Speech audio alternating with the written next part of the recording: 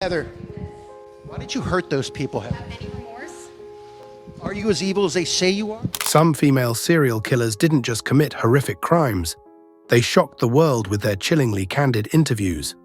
One in particular went into horrifying detail, describing her methods with an almost unsettling level of vividness. In a chilling twist, one killer expressed regret not for the lives she took, but for the ones she failed to claim. Join us as we dive into the top 12 female serial killers who went too far with interviewers. Number 12. Aileen Wuornos. Aileen Wuornos is one of the most infamous female serial killers in history, often labeled as America's first female serial killer. Between late 1989 and 1990, she murdered 7 men along the highways of Florida. Wuornos claimed self-defense, asserting that the men she killed had attacked or attempted to assault her. However, investigators uncovered a pattern suggesting premeditation. Wuornos would lure motorists under the guise of prostitution, leading them to isolated areas where she robbed and fatally shot them. Her downfall began with her final victim, whose abandoned car was found crashed. Authorities discovered Wuornos's palm print on the vehicle's interior door handle. After her arrest in January 1991 at a bar in Volusia County, her partner, Tyria Moore, cooperated with police, ultimately leading to Wuornos's confession. During her trial, defense psychiatrists argued she suffered from borderline personality disorder, and her behavior reflected significant mental instability. Despite this, she was sentenced to death. Wuornos's chilling lack of remorse shocked the public. During her conviction, she declared, "I killed those men, robbed them as cold as ice. And I'd do it again too. There's no chance in keeping me alive or anything, because I'd kill again. I have hate crawling through my system." Her final days were marked by bizarre statements and a haunting interview with filmmaker Nick Broomfield, who documented her life in Aileen: Life and Death of a Serial Killer. In the interview, Wuornos appeared disturbingly calm, describing her time in prison. "I spend 24/7 in a cell, watching TV, reading the Bible, writing letters, sitting around, doing a lot of thinking, preparing, going back in time, memories of everything I've been through in my life, and then just preparing for my death, getting all my tears out of me." Then she began laughing as she explained she did not want to cry during her execution. On October 9, 2002, Wuornos was executed by lethal injection. Her final words were as strange as her life. "Yes, I'd just like to say I'm sailing with the Rock, and I'll be back. Like Independence Day with Jesus, June 6th, like the movie, big mothership and all. I'll be back." Now, from Florida, we turn to Denmark in the early 20th century, where a caregiver turned killer described her methods boldly in court. Number 11. Dagmar Overbye. Dagmar Johanna Overbye, born in 1887, ranks among Denmark's most infamous criminals. Between 1913 and 1920, she murdered at least 9 infants entrusted to her care, although suspicions persist that her victim count could be as high as 25. Her crimes, gruesome and heart-wrenching, led to significant reforms in Danish childcare legislation. Operating as a professional child caretaker, Overbye targeted unwed mothers at a time when societal stigma forced many women to give up their children. She posed as a kind-hearted woman, offering to either care for or find loving homes for unwanted babies. However, once the infants were in her care, Overbye killed them using various horrifying methods. During her 1921 trial, Overbye shocked the courtroom by describing in detail, with chilling detachment, how she ended the lives of the babies. She openly admitted to strangling some with her bare hands, drowning others, and even burning the bodies of her victims in her masonry stove. Witnesses noted how she showed no remorse, recounting her actions with cold precision. This lack of humanity made her a symbol of evil across Denmark. For instance, Overbye revealed that burning the bodies in her fireplace was the easiest way to dispose of evidence, leaving only ashes behind. She detailed how she would hold a baby underwater until it stopped struggling, or wrap her hands tightly around its tiny neck until the crying ceased. Such testimony sent shivers through everyone in attendance and painted a horrifying picture of her crimes. Overbye's atrocities were uncovered after a suspicious mother, Caroline Argerson, placed her child in Overbye's care and became uneasy about her evasive behavior. Police were alerted, and investigations revealed remains of infant victims in Overbye's home, including tiny bone fragments in her stove. She was convicted of 9 murders, with insufficient evidence to prove the rest, and sentenced to death. This made Overbye one of the few women in Danish history to receive the death penalty. However, King Christian X commuted her sentence to life imprisonment, believing that modern Denmark should not execute women. She died in prison in 1929. Overbye's case horrified a nation and triggered crucial reforms in childcare laws, ensuring stricter oversight and accountability for caregivers.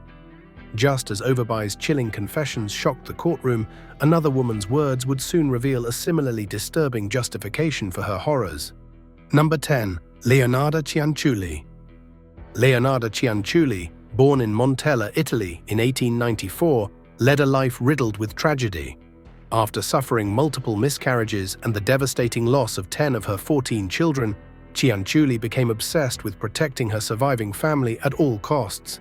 Her grief and superstition collided in a horrific way when her eldest son, Giuseppe, was conscripted into the Italian army in 1939. Convinced she could shield him from harm through human sacrifice, she began a killing spree that earned her the nickname the Soap Maker of Correggio. Her first victim, Faustina Setti, was a lonely spinster who sought Cianciulli's help to find a husband. Cianciulli lured her in with a fabricated tale of a potential suitor in Pola. Before her departure, Cianciulli convinced Setti to write letters and postcards to her family and friends, ensuring they wouldn't suspect anything was amiss. When Setti arrived at Cianciulli's home to bid farewell, Cianciulli attacked her with an axe, dismembering her body into 9 parts. She then boiled the remains with caustic soda to dissolve the flesh. During an interview, Cianciulli later confessed, "I threw the pieces into a pot, added 7 kilos of caustic soda, stirred the mixture until the pieces dissolved in a thick, dark mush that I poured into several buckets and emptied in a nearby septic tank. As for the blood in the basin, I waited until it had coagulated, dried it in the oven, ground it, and mixed it with flour, sugar, chocolate, milk, and eggs. I made lots of crunchy tea cakes and served them to the ladies who came to visit, though Giuseppe and I also ate them." Her final victim, Virginia Cacioppo, a former opera singer, was melted down into soap. Cianciulli described her process. "She ended up in the pot, like the other 2. Her flesh was fat and white, and when it had melted, I added a bottle of cologne, and after a long time on the boil, I was able to make some most acceptable creamy soap. I gave bars to neighbors and acquaintances. The cakes, too, were better. That woman was really sweet." Unapologetic, Cianciulli proudly corrected the prosecutor during her trial in 1946 and claimed she had donated her copper ladle to Italy's war effort. Convicted of 3 murders, she was sentenced to 30 years in prison and 3 years in a criminal asylum, where she died in 1970. From a killer driven by maternal obsession, we now turn to a nurse whose profession became a guise for an alarming series of murders in Pennsylvania. Number 9. Heather Pry. Heather Pry, a former Pennsylvania nurse, was once trusted to care for the vulnerable. Instead, she became a figure of betrayal and horror, secretly ending the lives of her patients in one of the most shocking cases of medical malpractice in the state's history. Convicted of killing 3 patients with lethal doses of insulin, Pry was later tied to at least 17 suspicious deaths across western Pennsylvania. Her crimes revealed not only her complete disregard for human life, but also her willingness to exploit her position of trust for sinister purposes. Pry's victims were elderly and vulnerable patients who had placed their lives in her hands. She injected them with insulin even though they weren't diabetic, causing fatal hypoglycemia, a condition that results in seizures, loss of consciousness, and death. These injections were administered without medical justification, leaving her victims to die in agony. Pry showed no remorse for her actions, and according to testimony, she openly justified her crimes to co-workers, saying that some of her victims needed to die or had no quality of life. Her killing spree could have gone unnoticed for even longer if not for the sharp rise in unexplained deaths in her care. The suspicions of fellow healthcare workers eventually led to an investigation, and authorities discovered the horrifying pattern.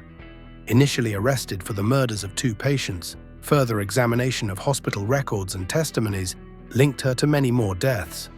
In court, Pry tried to defend her actions by claiming she was ending the suffering of her patients, attempting to paint herself as a misguided angel of mercy. However, the evidence painted a much darker picture.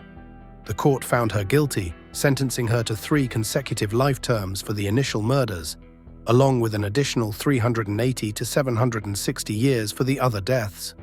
As Pry's reign of terror unfolded in the shadows of the medical field, another chilling story emerged across the ocean, one that would forever alter the landscape of British criminal history. Number 8. Joanna Dennehy. Joanna Dennehy's killing spree in March 2013 was as gruesome as it was shocking. Born in August 1982 in St Albans, Hertfordshire, Dennehy had a troubled past. She grew up in Harpenden, and by her early 30s, she was estranged from her 2 children. Her actions would soon earn her a place in British criminal history, as she embarked on a series of murders that left 3 men dead and 2 others severely wounded. Dennehy specifically targeted men, telling one acquaintance, Lloyd, that she had no desire to kill a woman, especially a mother with children. Instead, her goal was to kill 9 men, likening herself to Bonnie and Clyde. Her first victim was Łukasz Slaboszewski, a Polish national who shared her interest in drink and drugs. Lured by her charm, Slaboszewski was fatally stabbed sometime between March 19th and March 29th, 2013. Dennehy stored his body for days before discarding it in a ditch.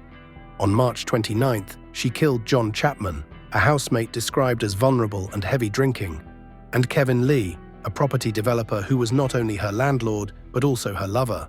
Dennehy didn't stop at killing Lee. She humiliated him even in death, dressing his body in a black sequined dress before abandoning it in a ditch near Newborough. Chapman and Slaboszewski's bodies were later found on April 3rd near Thorney. After her triple murder spree, Dennehy wasn't done. With the help of her accomplice, Gary Stretch, real name Gary Richards, she traveled to Hereford. There, she randomly attacked 2 male dog walkers, stabbing both of them for entertainment. Dennehy later told Stretch, "I want my fun. I need you to get my fun." Both men survived, though their lives were forever scarred. When arrested, Dennehy showed no remorse. In court, she laughed and carelessly said, "I have pleaded guilty, and that's that." At one point during her trial, Dennehy declared, "I don't want to be controlled by anybody. I don't want to be controlled by my lawyers, by the police, by anybody." As she was led from the courtroom, she chillingly said, "I want everyone to know, I am sorry for the attempted murders, but I am not sorry for the murders." This dark tale of cruelty and control was just one of many historical cases.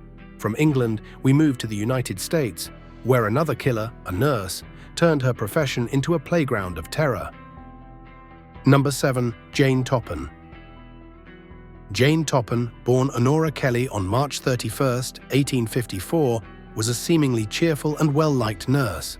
Known as Jolly Jane for her bright and friendly demeanor, she was anything but. Throughout her career, Toppan secretly became one of the most prolific female serial killers in American history, confessing to 31 murders, though many believe her death toll exceeded 100. Her reign of terror stretched from 1895 to 1901, leaving a trail of death across Massachusetts. Her twisted methods began to emerge during her residency at Cambridge Hospital in 1885. Here, she began experimenting on her patients, altering doses to observe their effects on the nervous system. She falsified medical charts, spent extended periods alone with her patients, and even climbed into their beds. Toppan's victims were often elderly or gravely ill individuals whom she deemed favorites. She once confessed that her ambition was to have killed more people, helpless people, than any other man or woman who ever lived. Her first known victims included her landlord, Israel Dunham, and his wife, whom she poisoned in 1895. In 1899, Toppan turned her attention to her foster sister, Elizabeth, murdering her with a dose of strychnine. She then moved in with the elderly Alden Davis in Catamount, Massachusetts, after killing his wife, Mattie. Within weeks, she methodically poisoned Alden, his sister Edna, and 2 of his daughters, Minnie and Genevieve. Suspicion finally arose when surviving members of the Davis family demanded a toxicology test on Minnie, which confirmed poisoning. Arrested on October 29, 1901, Toppan confessed to 31 murders. During questioning, she chillingly confessed about one of her victims. "I held her in my arms and watched with delight as she gasped her life out." She stated she experienced a disturbing pleasure when they drifted in and out of consciousness and ultimately succumbed. This dark admission underscored the perverse motivations behind her crimes. By 1902, Toppan was declared not guilty because of insanity and was committed to the Taunton Insane Hospital, where she spent the rest of her life. Her case shocked the nation, not just for its brutality, but for how she manipulated trust and care to fulfill her twisted desires. As chilling as Toppan's crimes were, another killer's story, this time from Mexico, combined tragedy and violence in a way no one could have predicted. Number 6. Juana Barraza. Juana Barraza, a former wrestler and single mother, shocked the world when she was revealed as La Mata Viejitas, or the Old Lady Killer. Between the late 1990s and 2006, Barraza preyed on elderly women in Mexico City, strangling them in a string of murders that combined brutal violence with a deeply disturbing pattern. Her victims, often defenseless grandmothers, trusted her because of her calm demeanor and ability to blend into the community. Barraza's reign of terror began in 1998, coinciding with an alarming increase in murders targeting elderly women. Over the years, fear swept through Mexico City as police struggled to track down the shadowy figure responsible for these heinous crimes.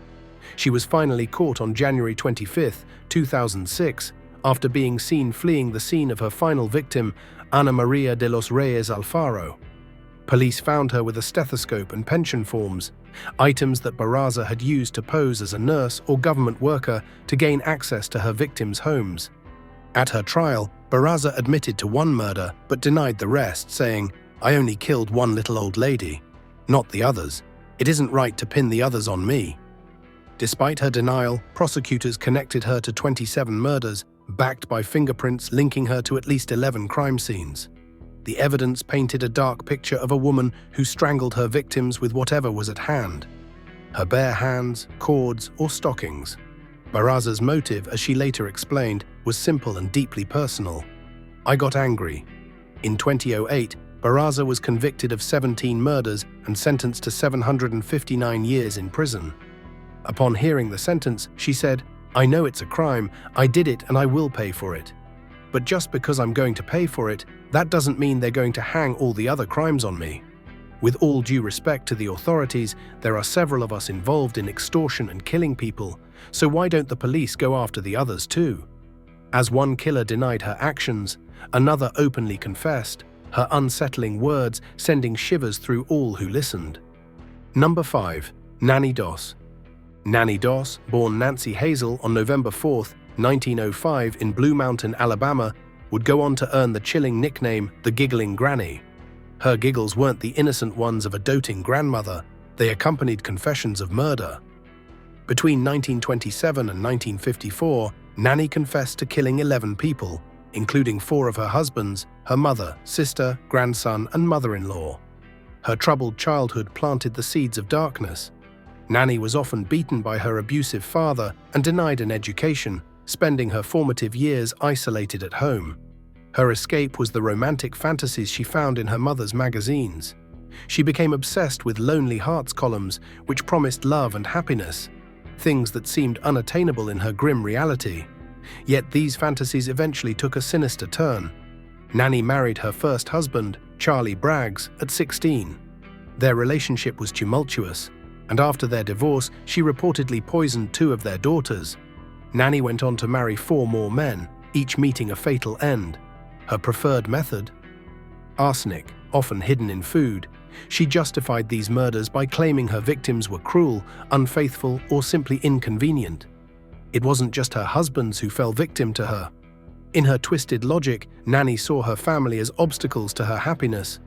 Her mother and mother-in-law were both poisoned, as was her grandson.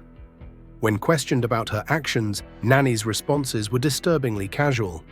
"I have no hard feelings," she told reporters after confessing to poisoning her 5th husband, Samuel Doss, with rat poison. Nannie's cheerful demeanor and unsettling giggle during interviews and interrogations earned her notoriety.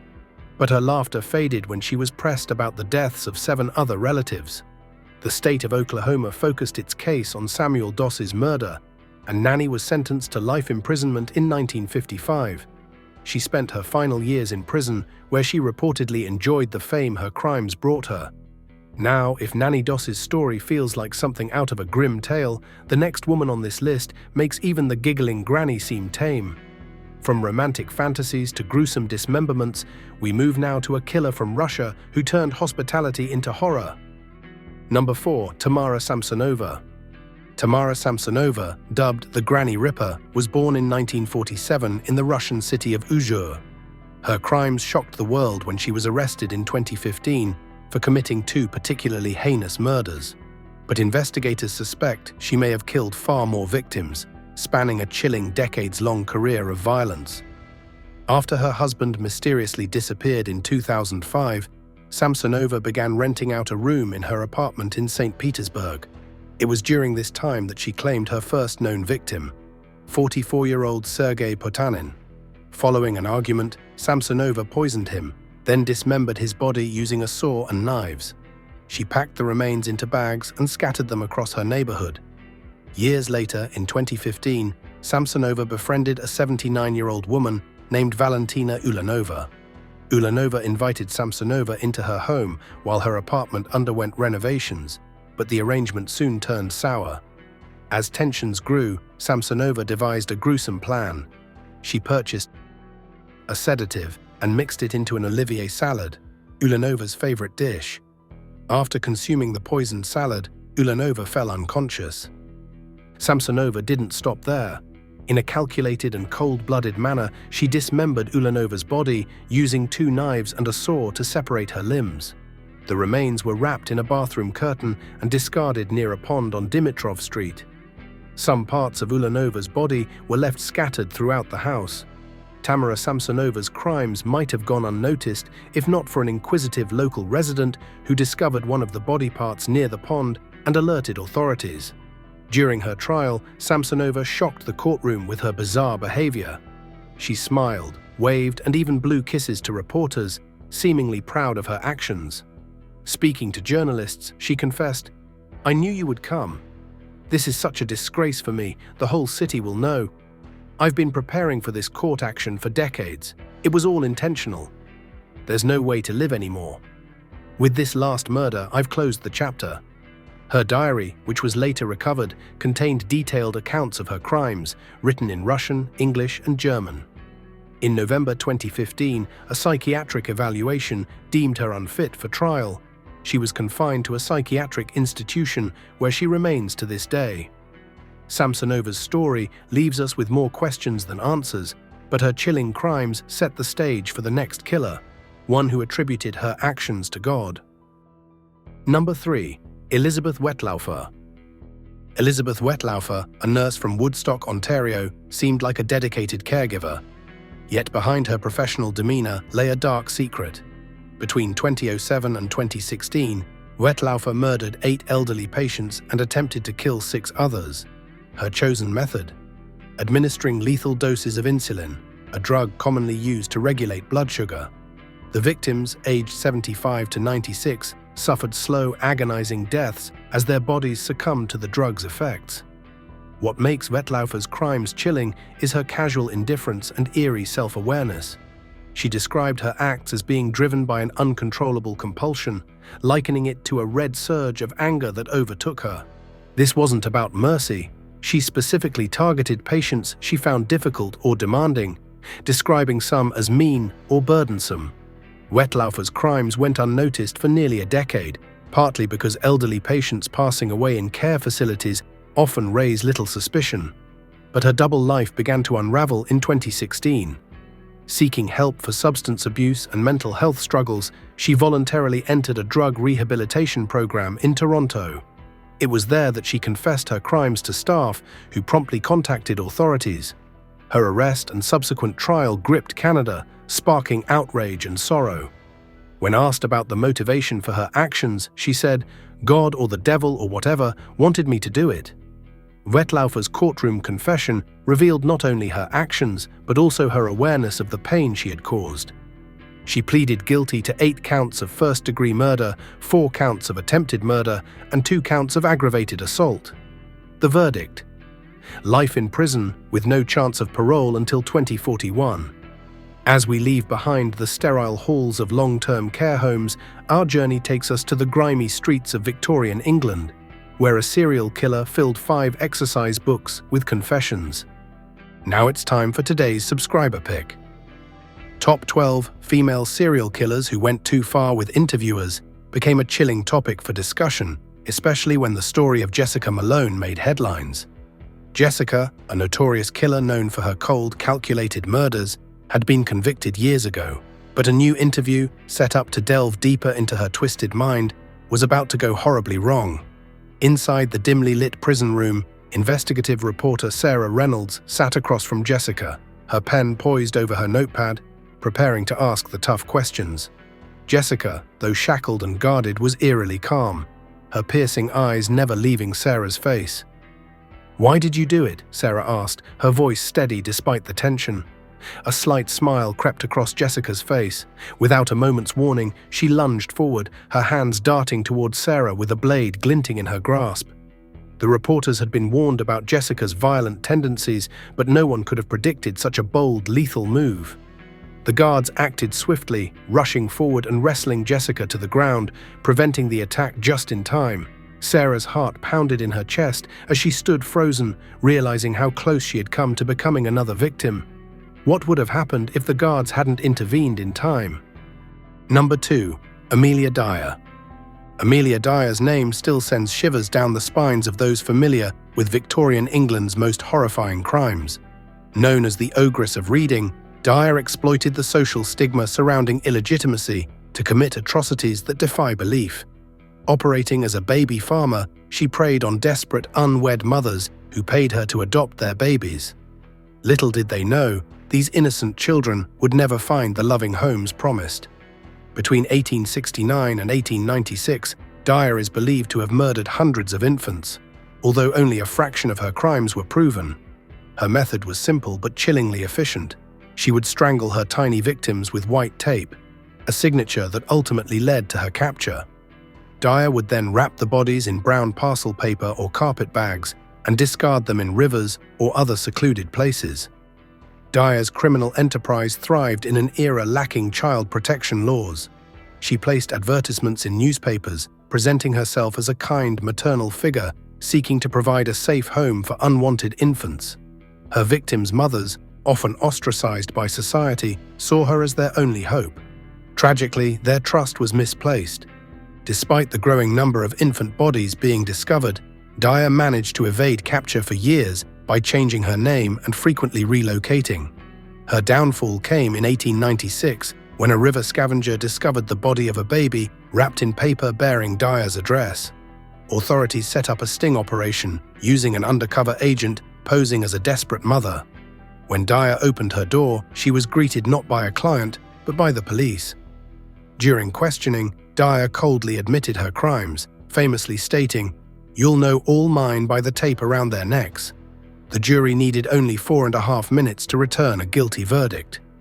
As she awaited her fate in the condemned cell, she spent the next 3 weeks filling 5 exercise books with what she called her last true and only confession. The night before her execution, a chaplain visited her, asking if there was anything else she wished to confess. Without hesitation, she handed him the stack of notebooks, coldly replying, "Isn't this enough?" On June 10, 1896, she was hanged at Newgate Prison. Her final words, "I have nothing to say." While one woman's horrifying crimes came to light, another was just beginning to reveal the darkness behind her seemingly harmless facade. Number 1. Dorothea Puente. Dorothea Puente's case is one of the most chilling examples of a female serial killer who managed to deceive people with her seemingly harmless grandmotherly persona. In the early 1990s, Puente, a boarding house operator in Sacramento, California, was convicted of murdering at least 9 elderly and mentally disabled tenants. Her method was disturbingly calculated. She poisoned her victims to cash their Social Security checks, exploiting their vulnerability for her own financial gain. Throughout her trial, Puente maintained her innocence, stating, "I used to be a very good person at one time." This statement, delivered with a calm demeanor, created a stark contrast to the overwhelming evidence against her. During another interview, she said, "I'm not guilty," clearly denying her crimes. And when asked about what she missed most about being free after over a decade behind bars, she said, "Going to church every day, cooking what I want, working in my yard." Many found her denial unsettling, especially when juxtaposed with the fact that investigators had uncovered human remains buried on her property. Despite her chilling crimes, Puente's composed, almost serene behavior during interviews and throughout her trial made her seem less like a cold-blooded killer and more like a misunderstood old woman. An image that left both the public and interviewers questioning how someone could carry out such atrocities. What made her case particularly unnerving was the gap between the image she projected and the horrific reality of her actions. Puente's calm and often charming attitude in interviews became even more disturbing when her guilt was undeniable. Her repeated insistence that she had never done anything wrong, paired with the shocking details of her crimes, made her one of the most notorious female serial killers in US history. How do the chilling statements of these women challenge our understanding of criminal psychology? Let us know your opinion in the comments below.